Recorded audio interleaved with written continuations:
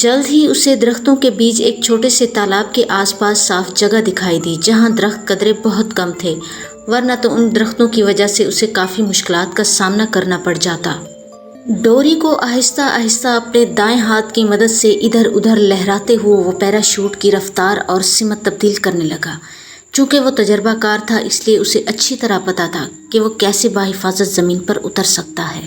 فاصلہ آہستہ آہستہ کم ہوتے ہوتے اس حد تک کم ہو گیا کہ پیراشوٹ کے زمین سے لگتے ہی وہ بھی نیچے گرتے ہی دوڑتے ہوئے چند قدم آگے بڑھ گیا۔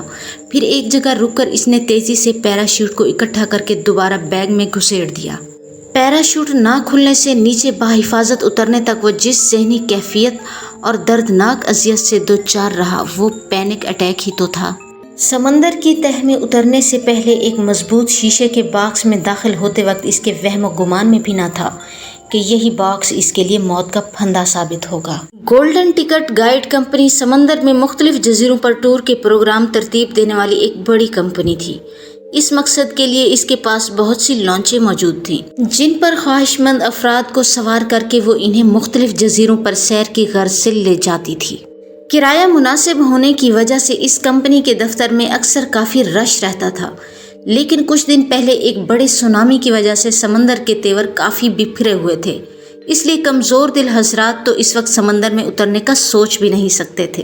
لیکن کچھ منچلے اور موت سے دیوانہ وار ٹکرا جانے والے ایسے حالات میں بھی اس کمپنی کے دفتر میں کسی نہ کسی جزیرے کی سیر کے لیے مچل رہے تھے۔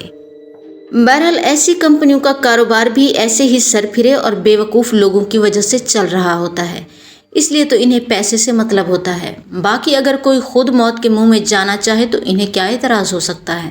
ویسے بھی تو انہوں نے اپنی لانچ کے لیے مجبور لوگوں کو ہی بھرتی کیا ہوتا تھا جو ایسے موسمی حالات میں بھی لانچ کو سمندر میں لے جانے سے انکار کر کے اپنی نوکری داؤ پر نہیں لگانا چاہتے ہیں۔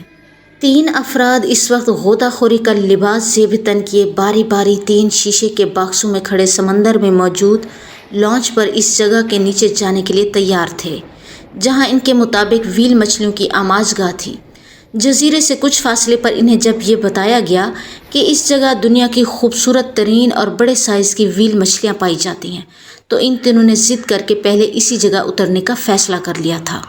لانچ کے ڈرائیور نے پہلے تو صاف انکار کر دیا کیونکہ اسے یہی ہدایات تھی کہ انہیں صرف اس جزیرے تک ہی لے جایا جائے گا جہاں کا کرایہ ادا کیا گیا تھا، اس کے علاوہ انہیں کسی اور جگہ لے جانے کی سخت ممانعت تھی۔ ڈرائیور کے انکار پر ان تینوں نے اسے کچھ پیسوں کا لالچ دیتے ہوئے کچھ دیر کے لیے نیچے جانے پر آمادہ کر لیا، اور چونکہ لانچ میں ایک مخصوص تہخانہ اسی مقصد کے لیے بنایا گیا تھا جہاں اس طرح کے شیشے کے باکس رکھے گئے تھے، چونکہ یہ لانچ بھی دیگر لانچوں کی طرح سمندر میں اترنے والے شوقین افراد کی نفسیات کو مد نظر رکھتے ہوئے ہی بنائی گئی تھی، اس لیے اس طرح کے سامان کی موجودگی پر کوئی حیرانی والی بات نہیں تھی۔ چونکہ باکس اس سائز کے بنائے ہوئے تھے کہ جس میں صرف ایک بندہ کھڑا ہو سکتا تھا، اس لیے وہ تینوں علیحدہ علیحدہ ان تینوں میں غوطہ خوری کے لباس پہنے نیچے جانے کے لیے تیار کھڑے تھے۔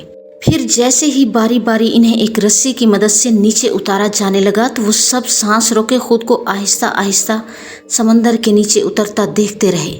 ایک حد تک جا کر ان کے باکس رک گئے۔ نیچے کا دل فریب منظر دیکھ کر انہیں ایک انجانی خوشی کے ساتھ حیرانی بھی ہو رہی تھی۔ وہ قدرت کے نظارے خود اپنی آنکھوں سے دیکھ رہے تھے۔ شاید ہی دنیا کی کوئی مچھلی یا پانی کا جانور ہوگا جو اس وقت ان کے باکسوں کے ارد گرد اپنی موج میں ادھر ادھر بھاگ رہا ہوگا۔ باکسوں میں آکسیجن سلنڈر کندھوں پر لٹکائے وہ سمندر کی تہہ میں قدرت کے نظاروں سے لطف اٹھانے لگے۔ لانچ کافی اوپر رکی ہوئی تھی اور ڈرائیور نے انہیں صرف 25 منٹ ہی دیے تھے کہ اس وقت کے گزرنے کے بعد وہ تینوں باکسوں کی رسیاں دوبارہ اوپر کھینچ لے گا، کیونکہ کمپنی نے انہیں وہاں لے جانے اور واپس لانے کا جو وقت دیا تھا یہ 25 منٹ بھی اس نے انہی میں پورے کرنا تھے۔ پھر پتہ نہیں کیا ہوا کہ اچانک ان کے باکسوں نے حرکت شروع کر دی۔ وہ ایک دوسرے سے دور ہوتے چلے گئے۔ اب پتہ نہیں ایسا کیوں ہو رہا تھا، شاید لانچ یکدم اپنی جگہ سے دوسری جگہ چلی گئی تھی یا کسی لہر کی وجہ سے ایسا ہوا تھا۔ بہرحال جو کچھ بھی ہوا تھا اچھا نہیں ہوا تھا، کیونکہ اب تک وہ تینوں ایک دوسرے کو دیکھ رہے تھے لیکن اب ایک دوسرے کا کچھ پتہ نہیں تھا۔ تنویر اس وقت باکس میں کھڑا حیرت سے اپنے دیگر ساتھیوں کی تلاش میں نگاہیں گھما رہا تھا۔ وہ اس وقت ایسی جگہ موجود تھا جس کے سامنے زیر زمین پتھریلی غاریں بنی ہوئی تھیں جن میں عجیب طرح کے سمندری پودے دکھائی دے رہے تھے جو کم از کم اس نے پہلے کبھی نہیں دیکھے تھے۔ ابھی اسے وہاں چند منٹ مزید گزرے تھے کہ اچانک اسے دور سے ایک بہت بڑی شارک مچھلی آتی دکھائی دی۔ اف خدایا، یہ شارک کہاں سے آ گئی؟